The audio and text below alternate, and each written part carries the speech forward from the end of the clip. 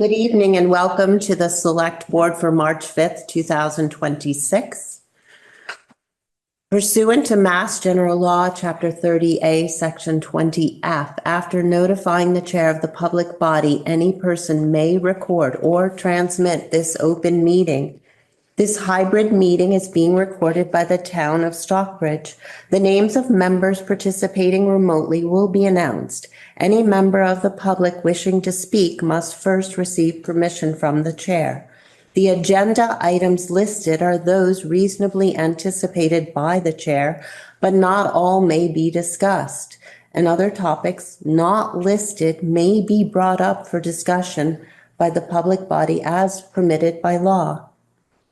So we are here first to consider the application for the property of Mackinac Real Estate Company, LLC, located at 6 Hawthorne Road. The applicant is requesting authorization pursuant to section 6.1.2 of the zoning bylaws, allow the extension, alteration, reconstruction, and change in a use of a non-conforming single-family dwelling, demolition and reconstruction of bunk building.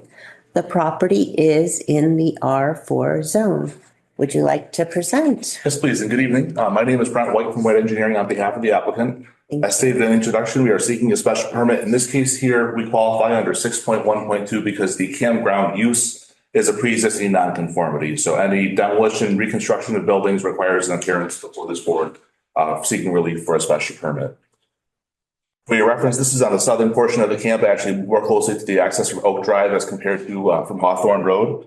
The two buildings that are in question here are highlighted in yellow that you see here.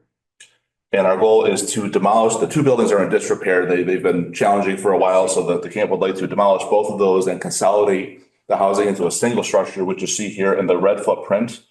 We do so in a reduced footprint compared to the combined mass of the two buildings. Initially, it's about 40 square feet less, but truth be told, even if the building was larger than the two, I think it would not be substantially more detrimental, certainly in my opinion. In this case here, this portion of the property, the camp is not served by town water. It has a public water supply well, and part of that is there's a regulated setback from where the wellhead is that regulates any new construction and impervious areas that are within that footprint. I've had correspondence with Mass DEP for the fact that we're within the zone 1, and they have given us permission to demolish and rebuild since we have a net decrease in footprint. Similar correspondence that we had with DEP about 4 years ago. We appeared before the board when there was a number of buildings destroyed by fire, and we constructed a single footprint. Because we were not rebuilding in the same footprint, the DEP said so long as we were a net decrease, that would be allowed, and that's the same circumstances that we have here. We are outside of our zoning setbacks. We're greater than 200 feet from Stockbridge Bowl. Overall, we think it'll be a net improvement for the camp here and allow them to provide a better accommodation for the staff that they have. It's not going to overload any public utility. If anything, I'm sure this would probably be welcome from some of the neighbors on Oak Street here to see two brand new buildings in closest proximity to them. And with that, I'm happy to answer any questions that you have, and thank you for your time. I have no questions. I thought it was Either. good idea. I've seen the Because upper all- buildings and it'll be a great improvement. Thank you. Because all the material you take will be taken off the property. Correct, yes. Yeah, okay. I don't think, it's pretty straightforward. Yeah. I would agree. I'm not challenged. It doesn't usually happen that way. No, but I've seen those elevators out to buildings. And And it's It's a much blessing. smaller. yes. Okay, Yeah. all right. Can I have a motion to approve the special permit? Yeah, because it's a hearing, you do have to see if, Oh. if there anybody wishes to make comment. on Right, it. right. So anyone, there's no one in the room, anyone in Zoom land that would like to comment positively or negatively about the project? Seeing none and seeing no one in the room, can I have a motion to Make a approve? motion that we approve the applicant. Second. All in favor? Aye. Aye. Roll call. Aye. Aye, Chuck. Aye, Jamie. Hi, Georgia. Thank you. Thank you all. Have a wonderful Thank evening. you. Good luck. Thank you. Get rid of the snow, you can start. Okay. Approve minutes of February 5th, 2026 and February 12th, 2026. Make a motion to approve the minutes. I'll second. All in favor? Aye. Aye. That moves. So this is our public comment portion. Is there anyone here that would like to have, make a comment or a public service announcement? All right, seeing none, we will move along. Take action on a one-day alcohol license for the Berkshire Botanical Gardens on March 6th, April 3rd, April 24th, May 9th, May 15th, June 5th, June 17th, and June 29th. Make a motion to grant the license. Second, all in favor? Aye. Aye. Have we ever asked them about getting a full liquor license for all these one-day liquor licenses they have? It's been brought up. There's an issue on both sides of the road. There was an issue with that. Oh, because it's, Yeah. There's It's on both between a sides. state highway and they need a state access permit and Oh, okay. Yeah. so. All right. so I'd like to announce there will be an opening on the cemetery commission. If anyone is interested, please send your letter of interest to the select board office. And we will announce that in I think we said in a few weeks. All right.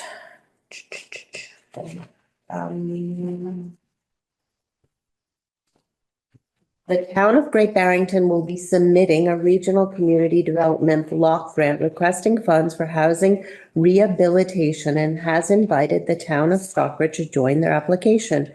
We need approval by the select board. Do we have any information about that? Yeah, the sign sheet, we've done this the last couple of years through Boyd and Associates who have gone after community development block grants, and it's allowed a number of homes in Stockbridge. We Oh, I can't say remember which this. homes, Right. but homes that have had improvements made to their properties. So I see no reason why the town would not want to continue with this program. Once we get approval, that people can sign up again and become eligible for this program. So we switched a couple of years ago to working with Great Barrington and Boyd Associates. So, and it's really worked well. So we've worked with them before. Yes, 2 years now. Yeah. And so if people are interested in these monies, who do they contact? We'll have Will it be on our information on the website. Okay, Right now, it's great. just submittal for the grant. And then once the grant is available, Okay. Okay. I make a motion, we continue. Second. All in favor? Aye. Aye. That passes. Thank you. Appointment of the OPM for the Stockbridge Fire EMS feasibility study. You have my recommendation. So we've been meeting, I established a working group to evaluate the OPMs. We had 7 applicants for the job. We ended up with 3. We interviewed 3 and then we submitted, conducted the interviews with the 3, graded them all. And we are recommending Skanska as the OPM, authorizing me to enter into contract negotiations. It's a fixed fee contract for the feasibility. We still have to, and if not, if I'm not able to negotiate the contract with them, then with PMA. So so I wasn't on the committee or anything. Yeah. Maybe my question is not. But has he ever done anything? Have either of these firms ever done any of these projects like that we're asking? So they're doing Lee, they're doing Williamstown, fire stations. In this- Williamstown's a fire station itself. Just, Skanska? Yep. Skanska, and then, In the high school, yeah, they're also the engineers for your, Monument High School. our little they're doing projects, our high school? our projects, peanuts to what Okay. they're doing. Yeah, every firm that we interviewed had to have 10 or more experienced projects in the state of Massachusetts with public safety, public works. And Skanska specifically had numerous ones right in Berkshire County. Oh, okay.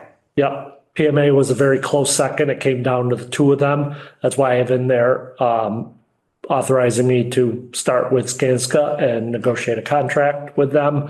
And if for some reason not able to, then would move to PMA. Okay. Yep. Yeah, both highly qualified, super highly qualified. Yeah, and I'd like to thank everybody that assisted in the project. Chuck was one of them. Our fire chief, our EMD director, Scott Muir, Jay Bykowski, and that. So we conducted the interviews and evaluated the proposals to begin with. So, yeah. Okay. Last couple of weeks here. And if I remember correctly, we're going this way to save, it'll, in the long run, save money. It's not necessarily save money. I think And it was that we were going to consistency. start from step one with an OPM. Right, but- You could have done the feasibility separate, then move to Right, an but the OPM. consistency's But better. yes, we thought that we would just allow them. And the first step that we've authorized the 75 is evaluation of the sites and to figure out the optimal site. And then we'd have to move forward from there with a budget and the rest to move the project forward. Yeah,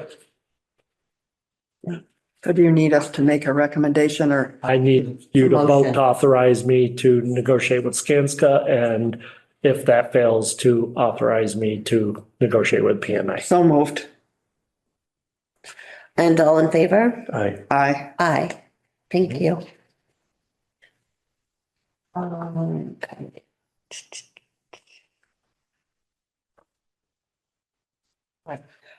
The budget, fiscal year 2027 operational and capital discussion of the 10-year fire EMS agreement. Yeah, so. And you want to lead us off?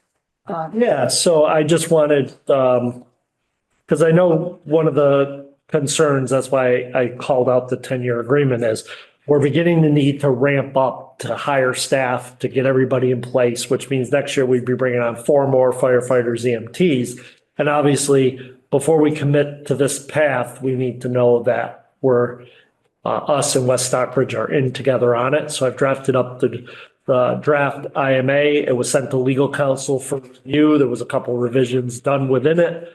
But it outlines that we'd be sharing 40% of the costs with them for personnel. As you can see by the sample at the back, this includes all fringe benefits, everything. It's a 60-40 split between the two communities. There are provisions in there in case things didn't work out, but I made sure that time-wise, it would be a 24-month notification period if anybody, either town wanted to independently get out. That would allow time because this is really going to tie the two towns together once we move ahead with this. The good news is I know our fire chief was over in West Stockbridge this morning and they've approved moving ahead with this too. So it looks like we're moving on the way, but I wanted you guys, please take your time. This is just a draft. We'll finalize it. If you have any questions, it wasn't meant for us to go over completely this evening, but I wanted to draw your attention to it because it is going to trigger the biggest change in our budget, which is the addition of 4 additional firefighters, EMTs in preparation of being operational July 1st of 2027. So, yep.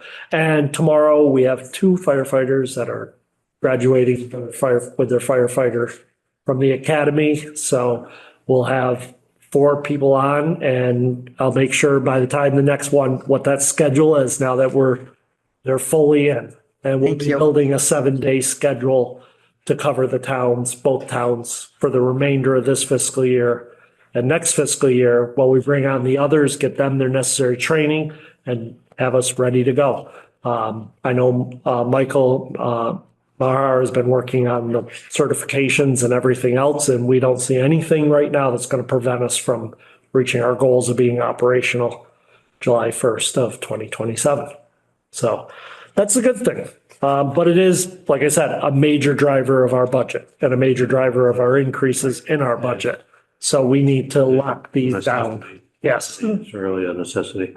So I'm gonna authorize screen sharing so I can throw up my budget sheet.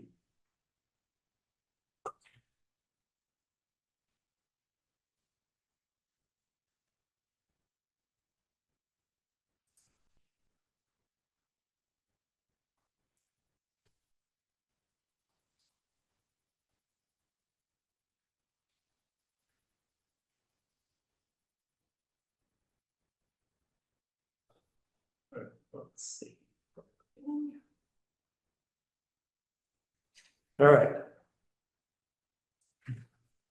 So this is just a narrative of what's being proposed here.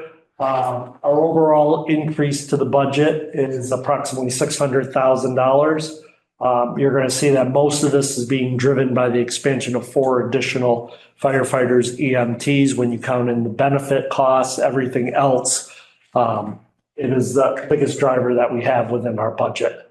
So the first 2 pages are just my synopsis on what's gone into the budget for that, so I won't bore everybody with that. The FY27 budget is a continuation for almost the entire budget, basically a continuation of what we've been doing, except for the significant expansion, as I've stated, in our fire EMS. So we now have, as you know, I presented this last time, we now have the school budget built in. With the school budget, the operating budget is going up $601,255 based on the initial numbers that I presented. That's a 4.5% increase, primarily driven by our public safety, employee benefits, contractual obligations. The rest of the budget mostly remains flat. You can see that where the biggest changes coming, and the biggest changes are 8% in public safety, and then 8.4% in employee benefits. And of course, that's for firefighters coming on, assuming, we don't know if they will, but I make the assumption that they're all coming in needing family plans. If they don't, great, but for budget purposes, always go with the worst case scenario. And then once we're aware of where we are, we can go from there. Please, if there's any questions, any points, just stop me. This is just a chart of our expenses that shows, as you can see, one of our biggest expenses that has been growing is our second category, which is public safety. And that's specifically around this year and next year's proposed changes to the fire EMS. Our overall change to the tax rate is 2.24%. This is due to the fact that we have increased net revenues, increased state funding, and a bunch of categories that have come in that's going to allow the overall impact to the taxpayers at 2.24%. We were able to bring in New Marlboro on the building department without having to expand additional expenses, which lowered our overall cost. Our budget, once again, is tricky because we have to budget the entire department, but we're going to get more in receipts from the other towns than we did the previous years. So there's a bunch of drivers that are pushing down the overall cost, and it's good when we have additional local receipts and revenues. What I did was just run this. So based on current numbers, based on the current assessments, which I always must stress, assessments can go up and down, which can change your individuals. But if everything was to stay the same, it's about $140 increase to the average tax bill based on the numbers that we have right now. The biggest driver increase, as I pointed out, is $325,000 in the EMS fire. This includes 4 additional personnel bringing on in fiscal 27, so we can have them fully trained and we can be up and running with a 24/7 operation for fiscal year 28. And as I stated, West Stockbridge will be coming in with a 40% of 2 of our personnel to start, and then they'll be coming on fully once they're fully on board with us, because right now they're splitting their fire and EMS between us and Richmond. One of the things I know I've been asked about is the proposed fire station. We authorized the OPM services tonight. So we're going to begin looking at locations and doing the feasibility study on where to locate. We did the previous study with GBL Consultants, who looked at our call volume, looked at the call volume of us and West Stockbridge, and identified that any future station that would be rolling the ambulance from needs to be within a mile to a mile and a half location of the 102-183 intersection. That allows rapid response to both communities somewhere in that area. So we will be asking our OPM through our building committee that's been established, and they'll be holding public meetings. So if people want to know as that goes along how we're going to fit that in, that'll work. One of the other things I wanted to show was where can we bring in the debt? So in fiscal year 2032, we're going to have a significant drop off of almost $400,000 in our debt service payment, which is roughly equivalent to about $8 million borrowing. So I always talk about smoothing. That would be the optimal place to bring in a new fire station. So if you were to build it in, say, fiscal year 30, your actual debt payments would hit in 32. You with the interest payments in 31, but then full payments in 32.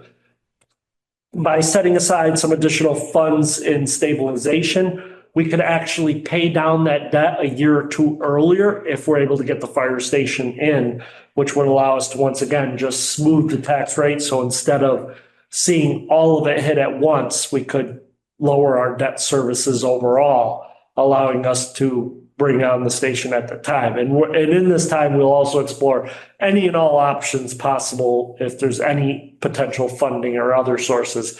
But I know that in general, there's very limited funding available for any type of building. I have a question. Sure. So in 2029, why is the payment more than 2028? And it looks like it's going down, but in that 1 year, it jumps up. Like, it goes up about $2,000. Right. So I will have to see the look at bump. the actual amortization. So this is the actual amortization schedules. So I maintain the amortization schedules of all debt right out in a spreadsheet all the way to the end. What I'm going to assume is that there might be something in there, either an administrative fee or something else that's hitting that year. Okay. But it is based on the actual amortization schedule of our debt. okay. So, but I will try to confirm. It's not typical that you have a slight little bump. Right. So I'm thinking that there's probably an administrative or something, but it is, like I said, it is based on the actual payment schedules, pulling that over. And we did this last time, if you remember, I think, Chuck, were you the only one on the board then when we borrowed the 4 million, or Jamie, were you on? I don't think you were. So that's when the town hall debt came off, and we were able to borrow 4 million to put toward bridges and other capital projects, which I'm going to get to a little later. They've taken a little longer to get through the state review process, but we actually borrowed $4 million at 2% interest when we paid that, and we actually paid down a year, similar to what we were talking about. We paid down a year ahead of time the debt in order to slide that other debt in, and it caused our overall tax rate to stay level because we dropped off 330,000, which technically over 20 years could have seen us brought on closer to $6 million, and we borrowed 4. So that allowed us to once again smooth while continue to invest in improvements around the town. Other big increase obviously is health insurance with a 8.75% to the premiums, bringing on 4 firefighters, EMTs, and then also bringing on, right now I'm proposing to bring on a treasurer tax collector, return the accountant position to a paid position within town hall. That would be 5 positions at 30,000 is roughly 150. One great thing to note is that we are now, the Berkshire County retirement is fully vested, which resulted in an $85,000 or only make the employee benefit line go up 85,000 because we were able to see that our retirement payments actually went down because there was an additional rider on there in order to get them to where they needed to be, and they've now hit it. So it's now 100% funded. So that's a good thing and going to benefit us going forward. We've had a couple good things in the last couple of years. Like last year, we were able to add to the police budget without increasing anything because we had dispatch was taken off and we no longer have to pay for it. It's in the county 911. Once again, this year we benefited from the retirement costs being reduced as it's fully funded. I am proposing that we bring the town accountant position back in instead of an outside service. It's worked all right. What I'm actually going to be proposing to the board is that we move Erica from treasurer tax collector over to accountant. And we hire a treasurer tax collector. I think Erica is a great future piece for the town. She's young, she's incredibly talented, and one of the best financial minds I've come across. And she would, it would very much fit what it is. We've gone the last year with an outside outfit. It's okay, but I will say primarily a lot of the work is being done internally. And yeah, I just think that we should restore this position back. So, and I know we talked about that even when we did it the year before, whether we should be eliminating a position and using an outside firm or whether we should stay internal. The biggest challenges I see facing right now, sewer. If we don't do anything with the sewer account is running at 99% of its income to cover its expenses. So we are right there on the borderline. I do see that we are going to have to, within the next year or two, increase the sewer fees in order to stay solvent with the sewer department. There's still reserves, and you'll see a line in there that says retained earnings. We can still pull over some retained earnings. So sewer does not have to have any changes this year, but within a year, it's going to have to be adjusted. I'm actually going to be presenting to the Sewer and Water Commission next Tuesday, and then I'll bring back to the Select Board their recommendation as the advisory board to the Select Board on sewer and water. Water is a different one. Water is going to need to be adjusted for FY27. The problem with water is that overall, just 4 years ago, we were taking in $378,000 in income. We're down to we're projecting 338, but right now this year we're only running about 323. Water usage has gone down significantly. And that has resulted in a deficit within that account. There is 124,000 in retained earnings that we could use to offset for fiscal year 27 if need be.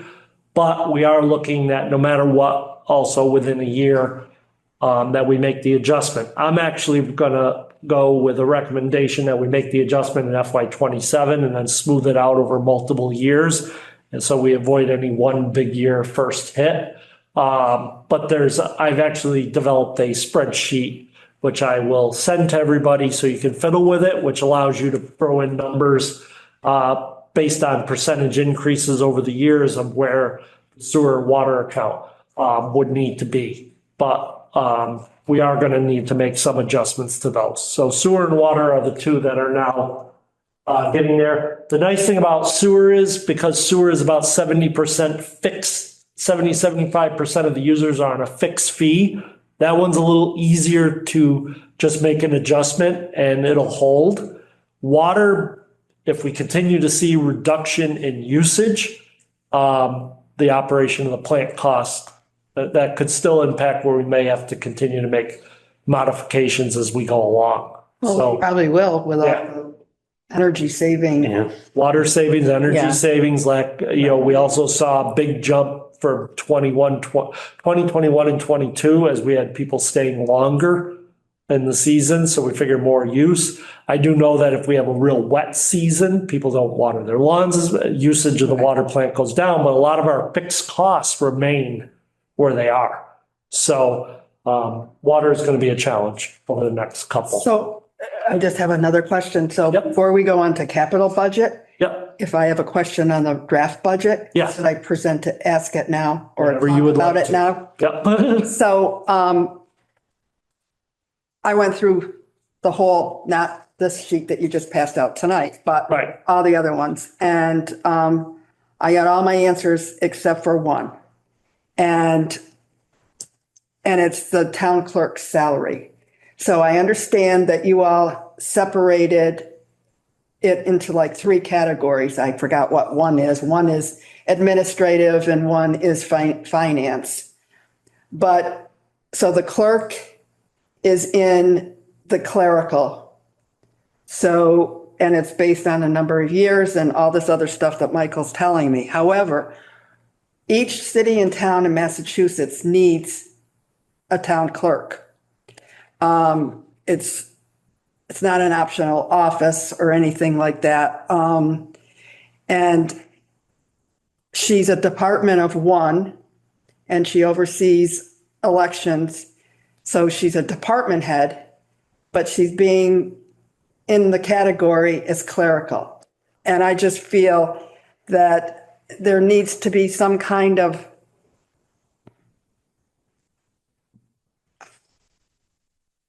salary bump that's more than just the clerical in the positions when there is a department head above these clerical positions. And I just wanted to bring that before So I did you. throw up on the board what we did in fiscal year 25 is we established different categories for the other support staffs outside of our collective Staff, bargaining right. agreements. What we have is our general staff, we have our administrative staff, and we have our finance staff. At that time, we identified basically anybody that's in the staff category does not fall within any of those other categories.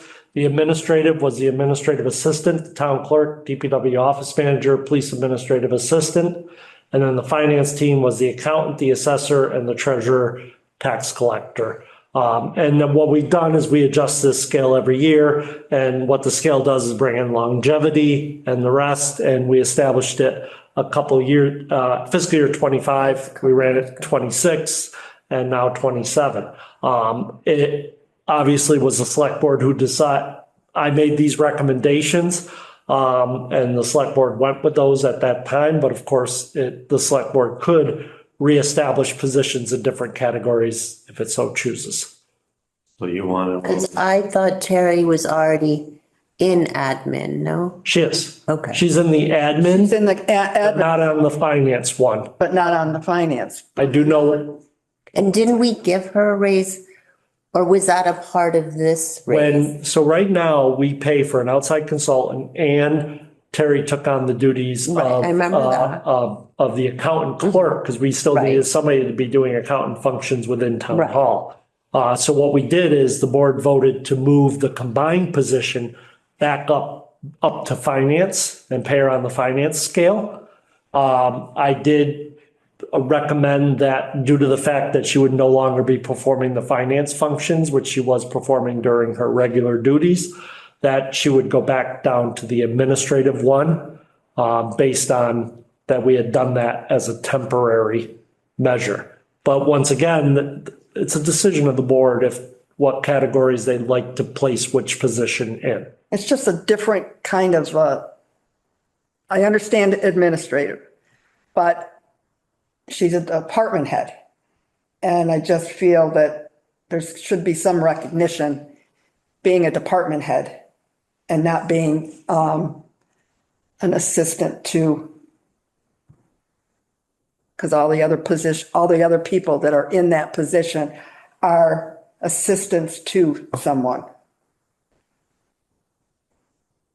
I think you can make an argument. Like I said, it's up to, I know the reason why I did recommend that was the finance positions were positions we were competing with the private sector to keep people. Accountants, treasurers, and assessors are very weak right now. And I'm not saying put it back into finance. I'm just saying there's got to be, as a department head, she should be getting some form of more pay than the assessor's clerk, the police chief's clerk, your assistant. That's what I'm saying, because she's a department head, that she's in a kind of a gray area. So I just feel there should be something. But I do understand why Michael put her in the other category to take on that work when we lost an employee, the accountant. Yes, I understand that too. And she was willing to do it. But now we're changing the structure. So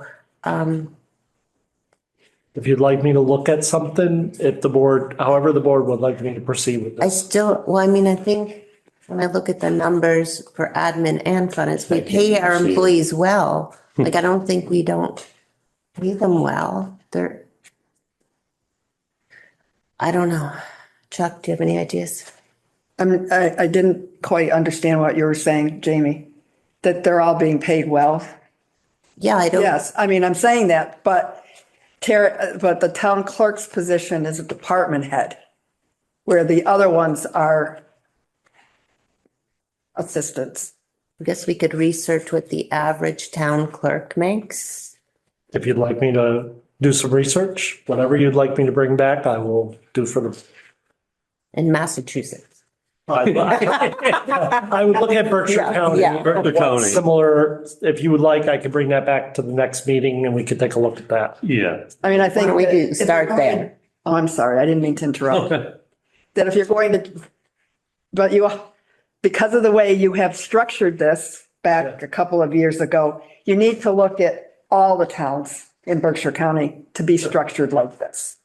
You see what I'm saying? No. So that, Because all town clerks do all the same tasks, am I not? Right? Well, I would. Like voting Is the and, town clerk now it's appointed? Yes. yes, If I'm we did the that. queue. I'm We sorry, appointed her, remember? well, she's now appointed. This She's now is the appointed. first year Yeah. that she's Yeah. appointed. Yeah. Well, she's. Yeah. I'm figuring it out. If you'd like me to just use my own judgment and bring back some information for you guys to consider whether this position should fall into its own category, I That would could be do that. George and I could work with you on that. That would be And we can great. take a look at it and bring it Just that back. it's a different kind of position than those other positions that are in that category. Yeah. So, okay, I think all my other questions were answered unless you've changed something and I'll have to go. No, most Been looking through here. most of it is almost all the same. Okay. And the couple of things that after our other meeting, remember I had talked about the possibility of combining a position? We took that out. I looked at the possibility of, I did lower the farmer's market and I'm still talking with them about exactly where it should be, but it definitely shouldn't be at 10 and 1 fully subsidized. So I've been speaking to Matt Boudreau. I went to their meeting last week. So this is still a draft budget in the process, but there weren't any major changes. Of course, I updated the school number, which is in there. But I just gave you fresh copies of everything. And now going forward, what I'll do is just replace pages that change Okay, moving forward. But there really weren't many significant changes. There were a number of things changed in the capital budget. So was there anything else?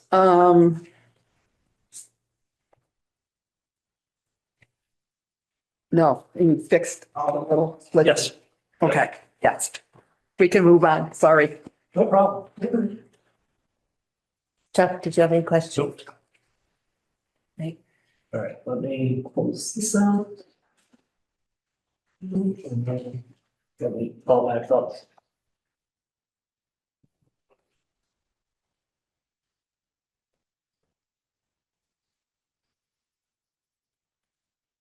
All right. Capital budget. So as you can see overall, we have $11 million in reserves spread out amongst our stabilization, free cash, OPEB, cemetery, our fair share money, sewer surplus, water surplus, our surplus overlay, housing trust money, chapter 90 and CPC. So it's broken up into different categories, have different uses. But overall, obviously the big two are stabilization and free cash. And then our OPEB also is the largest overall.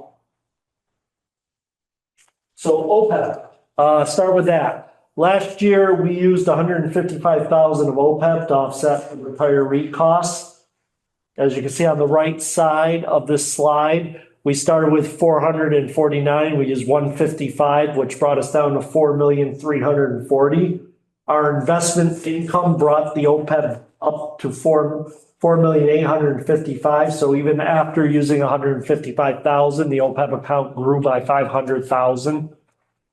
What we're recommending this year is, for MedX, I should have changed this to MedX and retirees.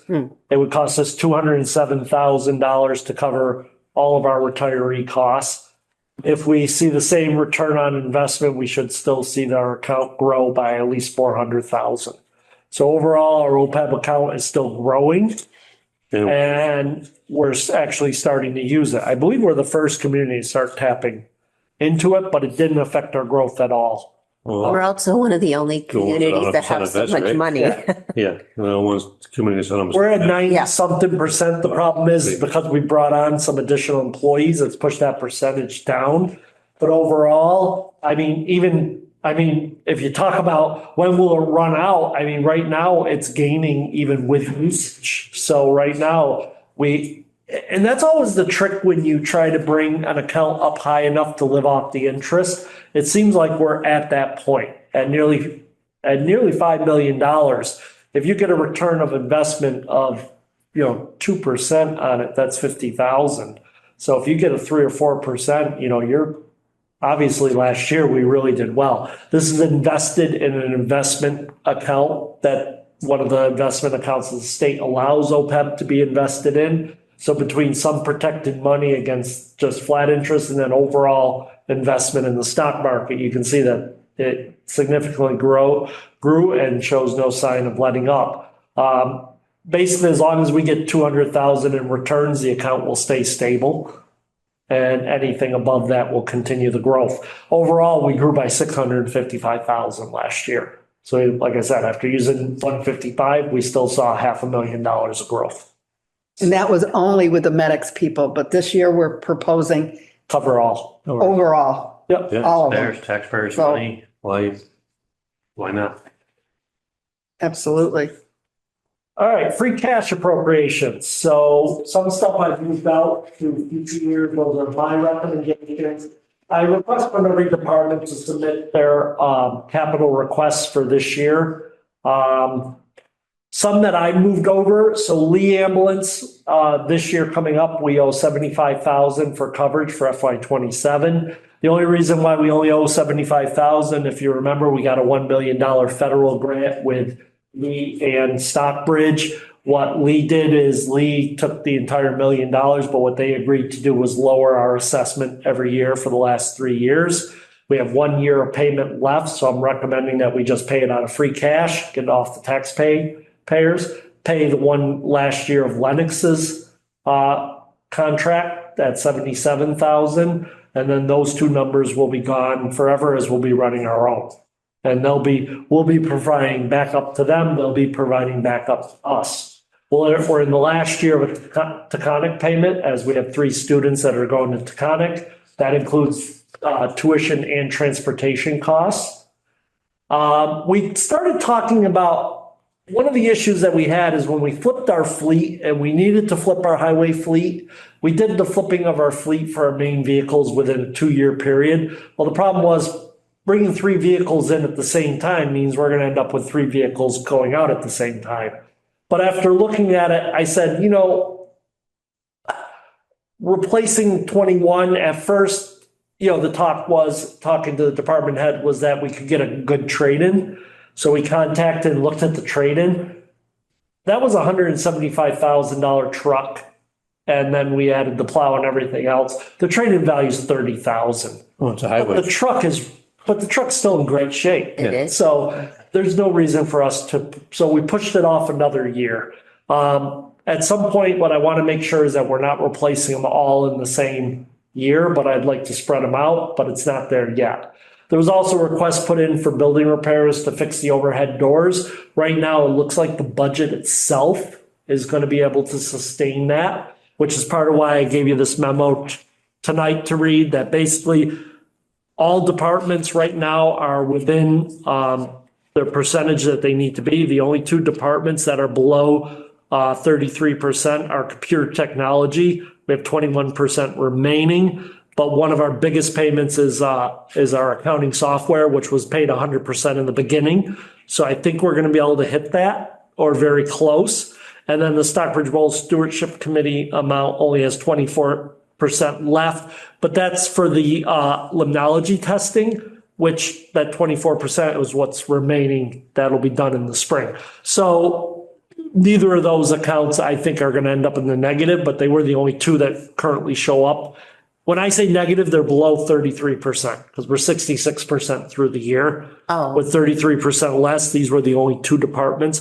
The only one I'm going to have to keep a close eye on is computer technology, as we keep having to invest in two-step authentication, cyber security, everything else. Maya, as I pointed out the last couple of years, keeps requiring things. And yes, that's why you guys have to, when you log into have to do the two-step authentication with your cell phones and everything else. But I think that's just the way the world is going right now. But overall, I don't think it's as bad as with 21%. We bought some new computers, and we bought, and our accounting software, which makes up 25% of the overall budget, was paid out in a single time. So I think overall, it's not in bad shape. I've still left in to replace one of our older mowers at $19,000. The quotes are all in there in your packets of information. There was also run electrical line to the cemetery, because we've been talking about moving some of our equipment over to electrical, battery powered. And if we're going to do some of that, we're going to need some battery power at some additional sites. Once again, I think this one we can still squeeze out of the operational budget of this year. Gould Meadows, they've requested a study of invasives that came from the Conservation Committee. Fire EMS, one of the big things that we do need to do is the initial outfitting of the ambulance. This is some additional equipment, our first purchase of supplies. We can't wait till July 1st of 2027. We're going to need to get the purchases in at the end of fiscal year 27. So some of these purchases are going to be required. There's an entire list of everything that we're proposing to purchase. Once we are up and operational, we'll have reimbursements from Medicare and from health insurance for ambulance runs, which will help us restock us. But this is the initial. It's basically the startup of a new business, and these are the startup costs that we're going to be encountering. We did in 2022, we had the entire streetlights turned over to LEDs. This was a couple $100,000 grant, which allowed us to switch over all of our lights and everything else. In the end, the town share, we ran over by $3,754. That's been sitting on our books, so we want to clear that off of our books, and that would just be a cleanup. As many people are aware, we had some issues at the dam. I have $150,000 tentatively put in here. I am going to be applying under the ECO grant for the phase 1 study of, or phase 2 inspections of the dam. This is a hydrology and hydraulic study, which will then dictate where we go next. So I'm going to hopefully be able to move that out of not recommended, but I want it in there for now as I apply by March 20th. And I'm not sure if we'll hear. So it might be one of those ones that we might go to town meeting with it needing to be voted on, because we might not know that the grant has been received or yet, but I am going to apply under both the dam safety grant application and the MVP application under the ECO one-stop grant program for the $150,000 for that study. So there's a chance that comes off. In addition, there's a DOT grant for replacement of COA vans. West Stockbridge are each applying for one, and Great Barrington is applying for two. These are $12,000 vans that the state would pick up 85% of the cost. We would have to pick up 15%. So that would be our share. The $18,205 would be our share of the 15% of getting new vans for the rides program. Emergency management, it's time for us to update our hazard mitigation plan. Scott is asking for $10,000. I believe there might be a grant opportunity to look at I'll have to check that because I know I've seen the grants before for the hazard mitigation, but I know it's time to upgrade it. He wants to put it in there. Right now I have it in there. We'll continue to explore right up until we close the warrant of what options we have. Town hall sign, the sign out in front of town hall is held together by a couple screws. The sign below it basically fell out at one point and I was able to reach my hand up and into it. It's actually completely rotted. We got a quote to replace the sign at $7,500. This is a new one. This one was added since the last time we met. This is the Climate Leader Program. Solar DPW, $250,000. I'm going to be requesting that we use from free cash. This is going to be $250,000, which would be our share, and the state would be throwing in $1 million to completely electrify. This includes putting solar on the DPW garage and includes putting freestanding solar south of the water treatment plant. You can actually put freestanding solar in the resource area there. We'd have to go for conservation approval, DEP approval, and the rest, but it is something that you are allowed to do. The stanchion sign, they would actually be the full stanchion ones. So they'd be independent freestanding solar panels that would be located. The return in year one is estimated at about 107,000. So in a little over 2 years, we would actually see savings in our budget that within a little over 2 years would replace that entire $250,000 initial investment. And mainly that this would only be used if we got the $1 million grant for the Climate Leader Program. So do we get savings as in our electricity rates or, okay. this would be behind, so this would completely run behind the meter. These are not solar credits. This would actually be used to roll back the meter at both the water treatment, the water plant, the sewer plant, and at the DPW garage.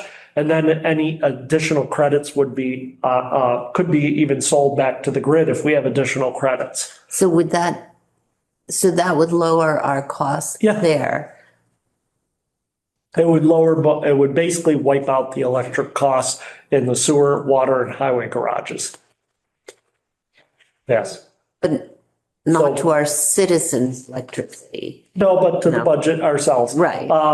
It's basically taking $250,000 of our money to get $1 million grant from the state. And then you take in those savings. And like I said, two and a half years, it would take us to cover the savings for our initial investment.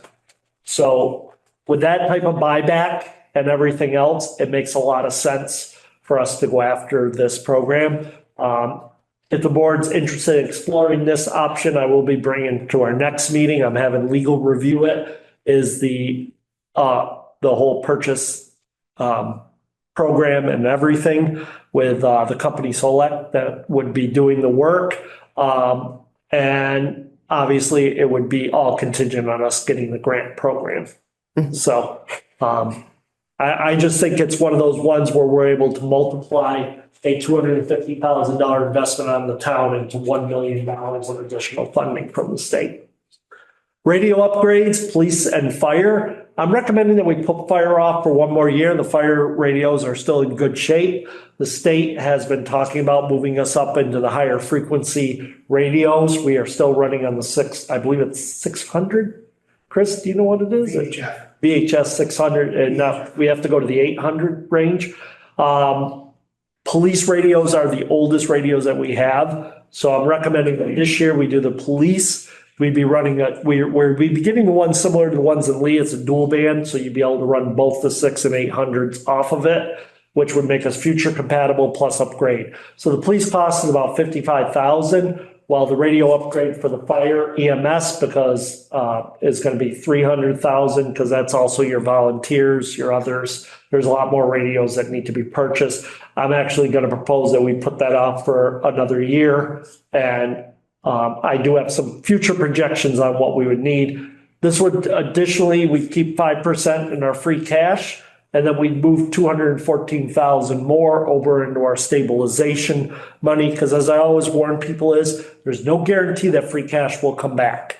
So anytime and we established this policy last year, the select board did, that we would always keep 5% toward our calculation for the following year and move any additional funds that we have above the 5% into our stabilization. And I'll show you at the end what that would do to our stabilization. The finance board agreed to that last year, so, because I remember voting. Yes. So this is known cost of vehicles, and I added the fire radios. So what I did was project out the next 5 years of orders that we would need to do as far as vehicles. So I pushed the police. We have a year where we don't have a police vehicle this year. Police vehicle comes in the following year, along with one of the trucks for the DPW, and then do the radios for the fire department in fiscal year 29. And we think that this would do. What I tried to do is smoothing out the use of free cash, trying to keep it around the $300,000 to $400,000 range as far as equipment. Obviously, this is just a schedule. This doesn't mean we're going to stick 100% to the schedule, but it gives us an idea of what our purchases are as fleet vehicles and equipment age. In addition, I know I have to read through, there's federal earmarks that have come out from both Senator Neal's office and Representative Neal and Senator Warren's office. Last year we didn't get one, but we did put in for an ambulance, and I'm probably going to do it again. I'm going to look to see if that meets the criteria for the federal grant application. But every year we'll throw in. 2 years ago, we threw in with Lee on the $1 million. We ended up getting it. And that's being paid back as $300,000 because we were a third of it, $300,000 of it coming off of our bill. Plus they gave us the older ambulance to be our backup. Oh, So this just gives you an idea of what our fleet schedule is going to need to look like in the next couple of years. In addition, I wanted to detail out our bridges, where we are, because I've had some people asking about where are we with bridges. The Tuckerman Bridge design is completed. It's in Chapter 85 review. Right now, they're still stuck on the hydrology of the bridge. We have $3 million available. We have $2 million in that borrowing that we originally took 2 years ago. And we were hoping to already be construction, but the Chapter 85 review is taking longer. And we were also awarded a $1 million MassWorks grant last year toward this bridge. So we have $3 million. It was originally budgeted at $2,750,000. That was 2 years ago. So it probably isn't there, but we already have $3 million set aside, dedicated funds for the replacement of the Tuckerman Bridge. The Everett Road Bridge, we already have a $100,000 planning grant. The Everett Road Bridge is right now in Chapter 85 review also. We have $600,000 of the last borrowing in there for the Everett Road Bridge. And we're going to be applying for $600,000 for the small bridge grant program. The problem with that is, as I've had to tell some people, is I cannot apply for the actual construction grant phase until we receive Chapter 85 approval. So once we receive Chapter 85 approval for the second Everett Road Bridge, I will immediately apply for the 600, giving us 1.2 million, which should be enough to fix the second Everett Road Bridge. And then Everett Road will be once again usable. I hope again to be able to do it by next summer. But it will depend on when it can get through the Chapter 85 review. The Mary Goodbridge footbridge, which the town took on last year, the design was completed. We have $300,000 of the borrowing that's set aside for bridge work for this. We expect to go out to bid in late FY of this fiscal year with construction to be complete, work to be completed in 27. That includes putting up new steel cables, replacing the bridge, decking and the rest, which once that's touched, we won't have to touch the Mary Goodbridge Bridge again for 20 to 25 years. Curtisville Bridge. We currently have $100,000 available already, secured funding for that. We need to discontinue the road as I presented to you guys for town meeting if we're still on that. What we would then do is we would look at what we would need to do to restore the bridge as far as just basically securing the bridge underneath the best we can to keep it as a memorial. And what we did do is install a pedestrian bridge similar to the one that's already over the dam at the Stockbridge Bowl, but a slightly larger, same format bridge that would go from one end well beyond the bridge on each end and would go over the top. So people would actually cross the Curtisville Bridge by walking on the pedestrian bridge and not on the structure below. What that allows us to do is just secure the structure for not either. It wouldn't have to meet ASTO standards, which is for pedestrian bridge, or the Chapter 85 standards, because we're not putting vehicles on the bridge.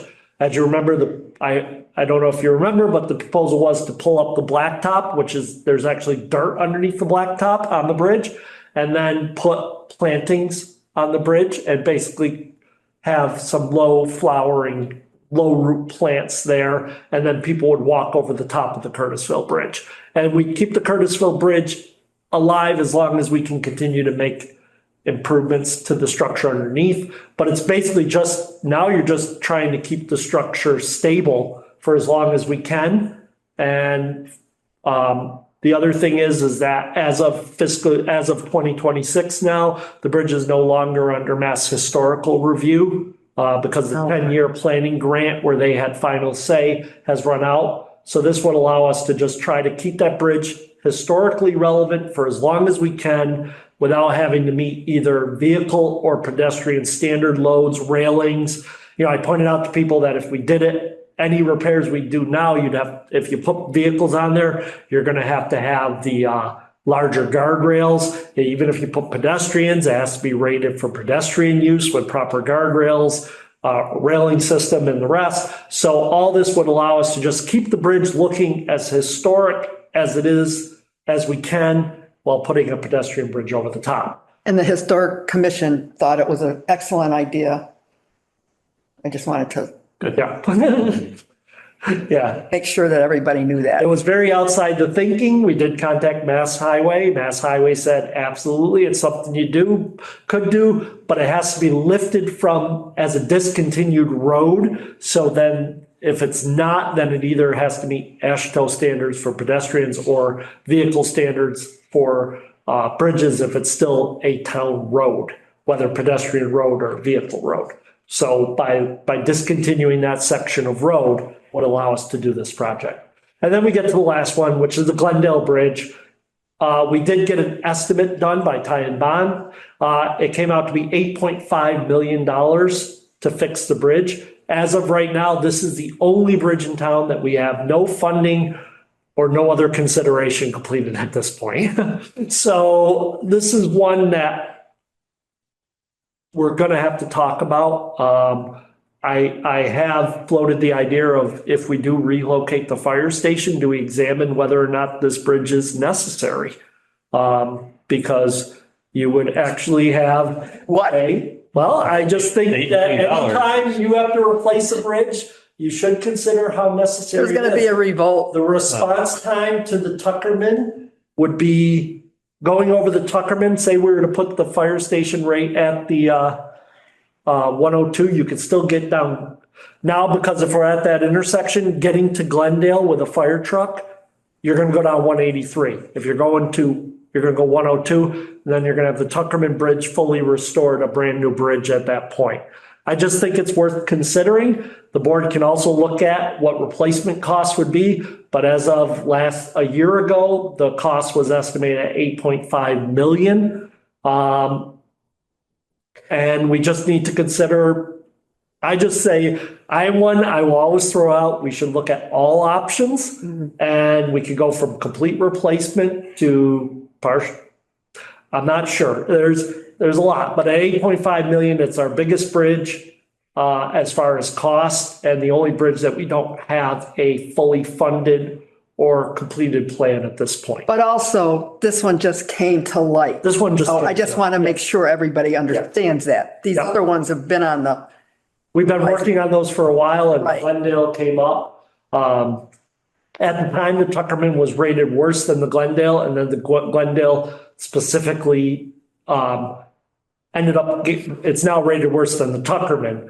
And specifically because of a design failure, no fault of the town, engineers, or anybody, but every bridge that was a high-stress bridge put in between 1970 and 1973, replaced. They just put the beams with the stress cables through them. What happens is gasoline drips onto the blacktop, makes holes, salt gets down in and gets between. All bridges after, and this was confirmed by both Ty and Bond and the other engineering company that did a review of it, the bridges from 1974 forward put a 6-inch cement pad over the top of the 5 beams so that any gas getting down when it hit the cement would go to the edges and the salt would go to the edges without getting stuck in between the pieces. Okay. It was basically a design failure no one saw, and then they fixed that on those type of bridges, and that's why the bridge lasted as short as it did and needs repairs because it was replaced in 1972. So, And Yeah. for clarification, no funding because we haven't applied, or no just haven't funding, figured out or no funding because there isn't any money at the state for bridges? either or. Okay. Basically, don't have a plan yet to Okay. address this large And bridge. I know it's the Yeah. newest, I know. One of the things that we could do is just drop it on the TIPS program for federal funding. But I'm sure George is aware of the TIP program. You two might not be, but I know projects that have been dumped on the TIP program. I've seen them sit there for decades. a long So time. it is Go not, along. but it is probably the only place that we could go to get funding of that scale. And that, so. And I'm sure it's gotten more Yeah. expensive. Yeah, so, Okay. but I just wanted to be upfront with people. It is the one bridge we really don't have a plan for. So. Road improvement plan, next week, 2 weeks from now, I'm gonna be, asking to place on the agenda we had a company come in and review all of our roads and come up with a road inventory plan for the next 5 years. This plan would only use Chapter 90 money. We currently have 800,000. We take in about 350,000 each year. So over the next 5 years, if you figure over the next 5 years, we bring in 1.5 million plus, it's more like 1.7 million. We have 800,000. That's 2.5 million. If we spend roughly about 500,000 a year, we would be spending just Chapter 90 funds for the next couple of years. Next year, we are proposing to spend only 251,000. Fiscal year 28 is 310. And then I'll let them present the multiple years after that where it's closer to 500 to 600,000. But overall, that's the plan. The reason why it's only going to be 251,000 next year is that we requested from the state to be included on the state's route improvement program. And they have approved doing from the Southern Lake Drive all the way to the Lennox line. This is roughly 2.5 miles of roadway that the state is going to repair for us next fiscal year at no cost to the town. So, since that's a major construction project, that'll be tying up a section of our road. It's not going to cost the town anything. Typical road cost is anywhere from roughly around $1 million a mile. If you're doing full depth, it can be $500,000 if it's just top coating and the rest. So depending on, in some areas, they're going to be doing full reclamation. So this will fix from Lake Drive all the way north to the Lennox line. Also this spring, we have the boat ramp being redone by the state. So we have a bunch of projects. This is basically a program. It's basically a grant program, but it's all run by the state. You just need to approve. We brought it in last year. We approved them doing this section of road. So that's why fiscal year 27, you're not going to see as high of an outlay of money from the town because this whole section is going to be done. But you're going to get a full presentation from our consultants showing the entire road plan for the next 5 years and using just Chapter 90 funds and the state route program to get all these roads done. Our average roads are grade out of a scale of up to 100 at 77, and we want to get it above 80, which would put our roads in the highest percentage of any community. So I think overall, a solid plan, and you're going to see more of that at our next meeting. And by the time we're done, it would still leave us with a balance of $9.5 million, $3 million between stabilization and free cash, which is a 23.26% reserve. Typical reserves for stabilization and free cash is 10%. We're well above that. We're in solid financial shape. And we would have a number of strong categories.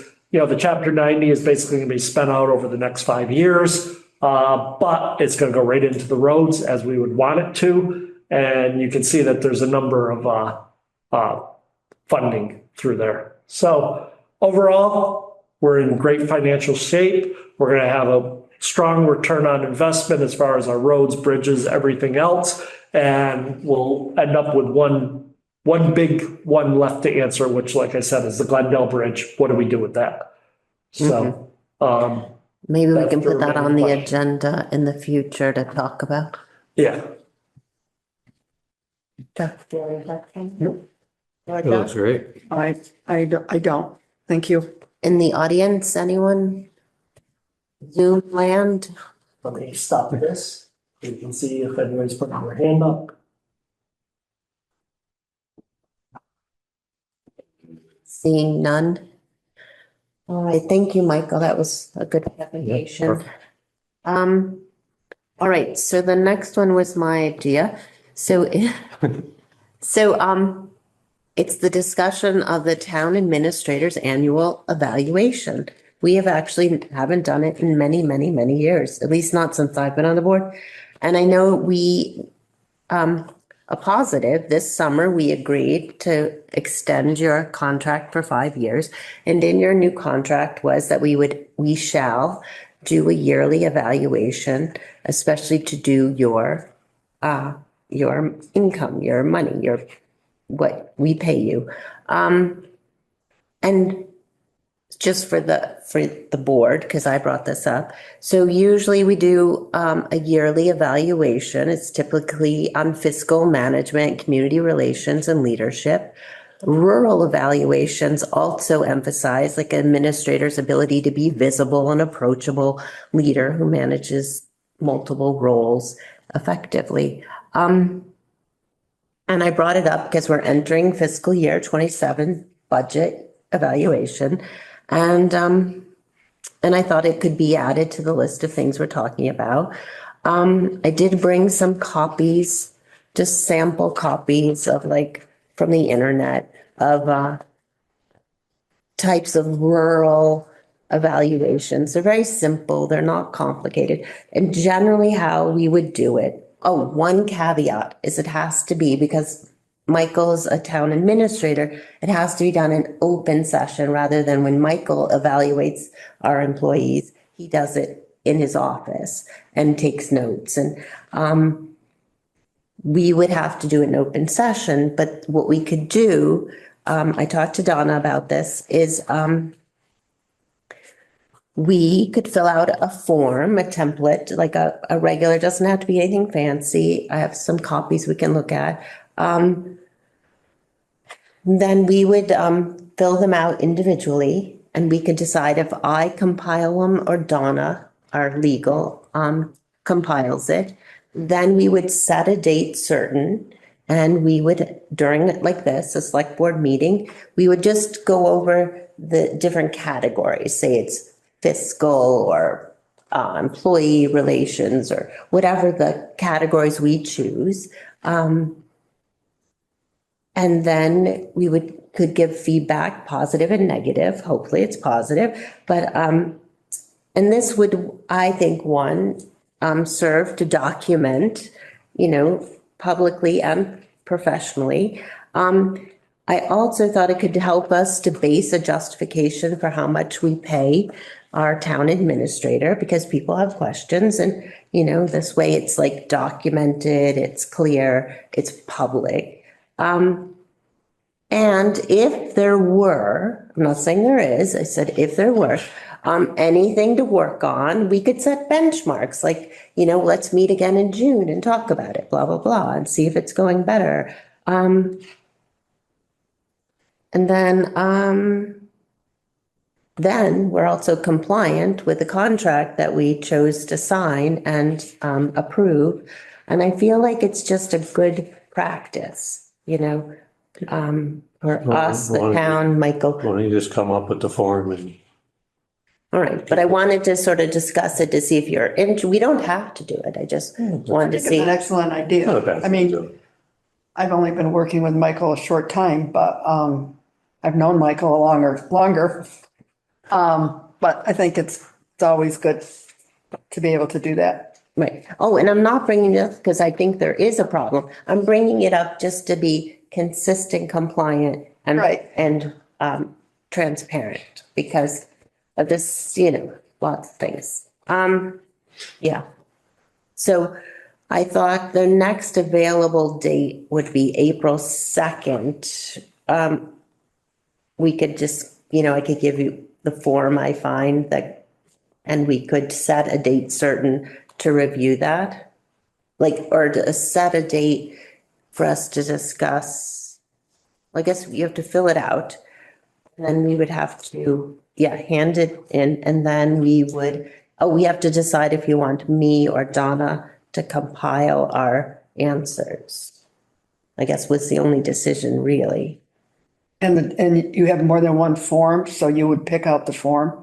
Yeah, they're all about the same. I looked at like Monterey, I looked at Amherst, I looked, Amherst is a little bigger than us. But I tried to pick towns in Massachusetts that were rural-ish. And they're all about the same. They just do a basic, Just, 1 to 5 and in different categories. Like budget preparation, administration, managerial skills, human resource management, relations with the media and community, goal settings. So they're very, it's not, it's not personal. It's just job performance stuff. So you would give us those forms and we would get them back to you by April 2nd? Before that, No, that we would do the evaluation on the 2nd? well, if we hand them in April 2nd, but we have to decide if you want me to compile them or Donna, like you could email. how do you feel? It's whatever, I think, since I brought the idea up, what you both are comfortable with. I didn't hear what you said, Chucky. Oh, spouse, you felt either doing them or have Donna do Oh, have Donna do them? them. Jamie does them. I don't really, doesn't really matter. It's gonna be just,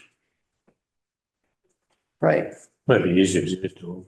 Okay, Save us some money too. sure, true. I didn't think of that, but I just wanted to give the options, I mean, because it's gonna be basic and simple. Oh, it's really simple, yeah.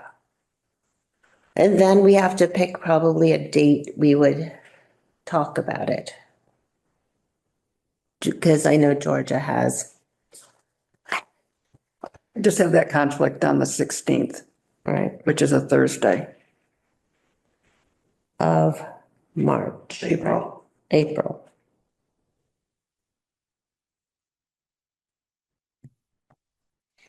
Because today is.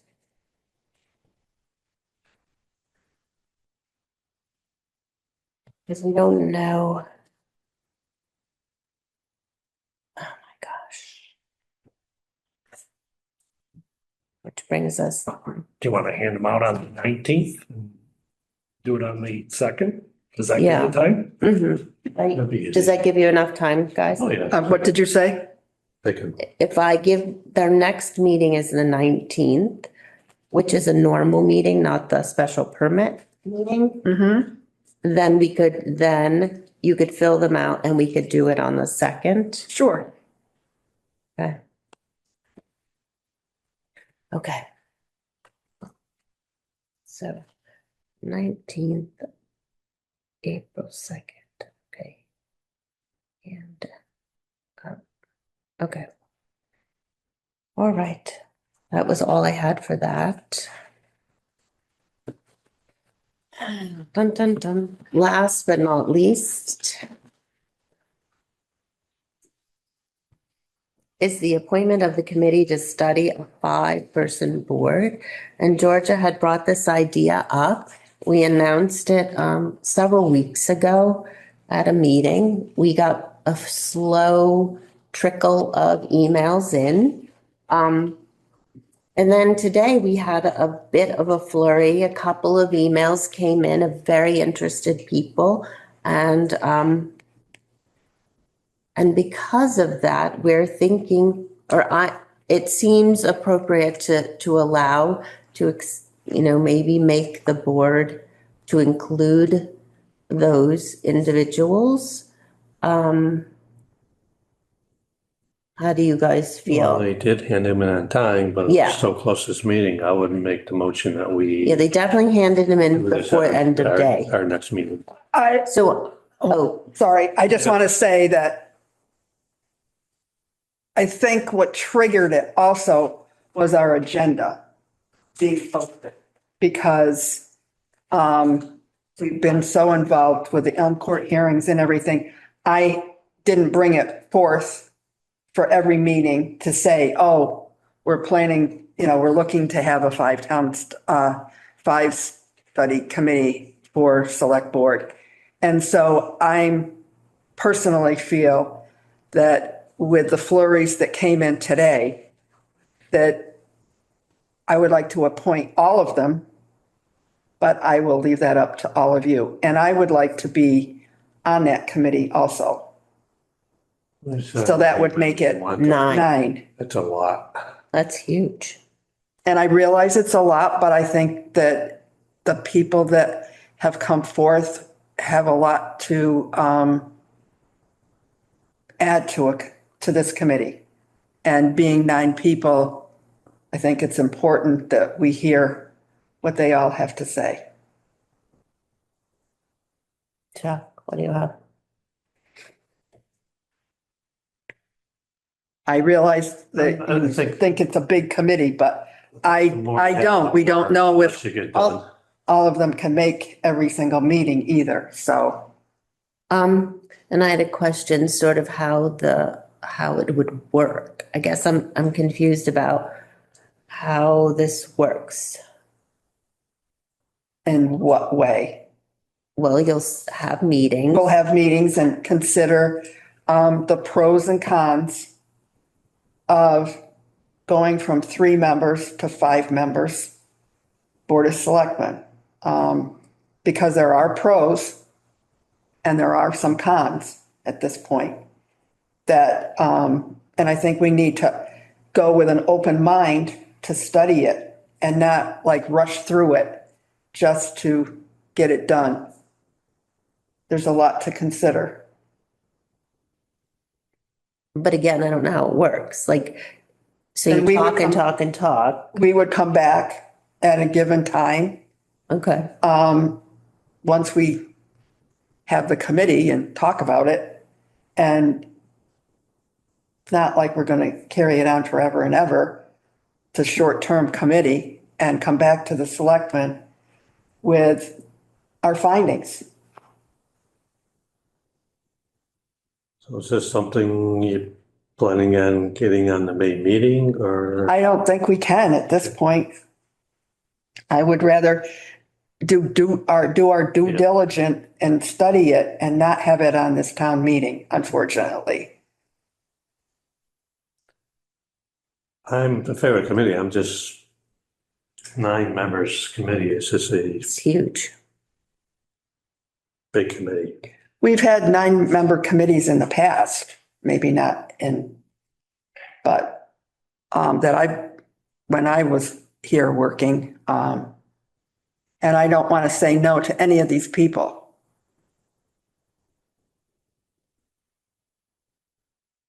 I mean, we have like 10 people on our 250th committee. So How's that going? it's going very well. Okay. Yes. Curious. No, it is. We're excited about everything that's going to be happening. I know. So, Well, how do you feel? Again, I know from being on a bigger boards. oh, Sally has her hand up. I know, Patty I does. know, but I was Oh, I'm waiting for sorry. us to finish. Oh, sorry. Boy. I mean, I just kept seeing these flashes come up on the screen, so I just wanted to, I'm sorry, Jamie. Go ahead. I know from being on some bigger committees and how challenging it can be with attendance and with, it just can be cattywampus. Again, it's always hard to take someone off or not include someone, of course. But that is my concern, and I know it's maybe a short-term ask for this committee. But I will see. Patty, Kaya, would you like to speak? Okay, and I was just going to say, I'm willing to take the challenge of having 9 people on the committee. Patty? We didn't put you on it yet. I know, but I'm just saying, I want to be on the committee. I'm saying I'd like to be on the committee, and I'm just telling you both on my comment that I'm willing to take that challenge. Okay. Anyway, go ahead. I'm not usually like a process heavy person, but I just wanted to say something. I'm not saying you should kick people off or accept them or whatever. That's totally up to the board. But I would say that I was a little disappointed that it wasn't. I don't think it was the announcement wasn't operated in sort of the traditional manner in which it would be posted on the open boards and committees page on the town's website and or in the news section. Because I got to be honest, I applied myself, but I had to scramble kind of. I had heard about it in January, and then because I didn't attend every select board meeting, even though I checked those pages, the news and the open board seats, I had completely missed it until it was on the agenda tonight. So I assume that you probably got a deluge at the end because people literally just heard about it, that it was like coming to a vote. So I'm only putting a plug in for future endeavors such as this. It's more fair if you just put it in the proper announcement cycle, I think, because not everybody goes to all the meetings, you know. Anyway, that's my 2 cents. I just wanted to, as a person who kind of tries to engage, I don't think it was posted that normal cycle. Right. Thank you, Patty. I agree. Was it? I don't think it was. I'd have to check with Teresa on that. Sally?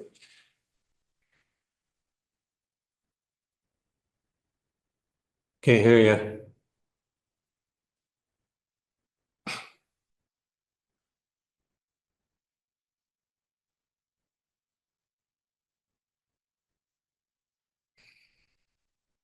We know Patty could open. Yeah, we can't hear you, Sally. She's unmuted. I'm unmuted. There you There you go. go. Okay, it's because I had earphones in, sorry. Because I'm home and I listened to the whole meeting tonight. As you know, I was very adamant along with Georgia about what I think is the reasoning behind having a 5-person select board. And it's not because I have anything against any of the people who are on the current select board. But it's just that I think that we've noted it became really obvious to me anyway, when Patrick chose to step down, that the select board was crippled. And I also, my other reasoning for that is that I am very concerned because I serve on several boards. And by the way, there are 9 on the CPC and we seem to function pretty well. Sometimes you come up with an idea and you want to talk to one of your board members and you can't on the select board, because if you do, you're in violation of the open meeting law. And I think that's not, you can't sort of think through things with people who have the same knowledge that you do. And maybe then bring it to open meeting. But I think that it's a really critical thing, and I would very much like to be on the committee. And I was probably the first person to talk about that. So That's all I have to say. Thank you, Sally. Anyone on the floor? Okay. Don? Yeah, 9 is big, but it's doable, I think. You know, it'd be tough, but it's big. But it's possible. Okay, thank you. So the only question I would have is, do we look into seeing if we did it right? And if we didn't, put it on the web and do this next meeting, The 19th. just to cover, make sure that we're doing it. Well, there's no regulations, there's no rules, you don't even have to post a position, you guys can appoint without, But that just Yeah, seems fair just- and just. yeah. And we've already got 8 people interested, so, Yeah. yeah. But as far as legal, yeah, there's, We you didn't do anything. don't have. Okay, I just want to make sure that we're not, Yes, I don't want to you have get accused. trying to do better about posting, positions, yes.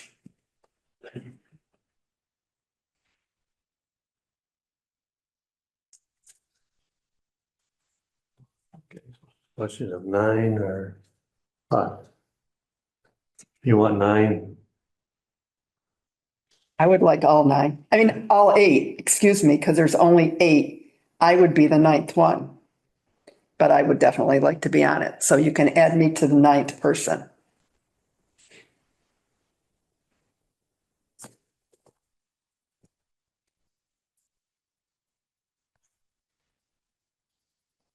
I guess I'll be okay with that.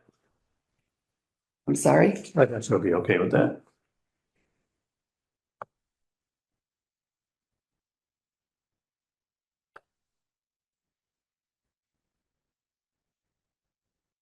All right, then we need a motion. I don't feel I can make the motion if I'm going to be on the committee, can I? Well, first of all, we gotta, I think you should appoint all the other members and then appoint a member from. Right. And appoint you. maybe. All right, I'll make a motion that we appoint all 8. And should I read them? I'll just read it on your list. Is Bruce Orbach, David Adler, Peter Strauss, Cheryl Restarsis, That's the type, Tara. Sally Underwood Miller, Don Shaban, Nancy Gilbert, Patty Kea. Second. All in favor? Aye. Aye. No, We need a motion to appoint Georgia. just one question, what happens if somebody pulls off? Then we'd have, An opening. we'd have 7. Okay, No, we'd have an opening. We'd have, that- Then post it. opening. It would just change the form. That's all. Yeah. Just, Well, you're establishing a 9-person board. So if you add, your quorum is going to be 5. Okay. yeah. I'll make a motion that Georgia would be the selectman representation. second. Aye. Aye. Thank you all. I really, really appreciate this. Good luck. Thank you. So, our next meeting will be, March 12th, 2026 at 6:30. To discuss the Elm Court special permit. Do you have any announcements for this week? No, just the 250th, our first event will be happening on Saturday, August 25th. Stay tuned for more information. We're going to be having passports with like 10 events that people can go to these 10 events and get stamps. And then at the end, they could enter into some prizes. And we have other things planned throughout the whole year. So stay tuned for, we just created a Facebook page and we'll be posting things on our website. Chuck, do you have anything? No, we're good. I have a motion to adjourn. Motion to adjourn. Second, All in favor? Aye. Aye, thank you. thank you.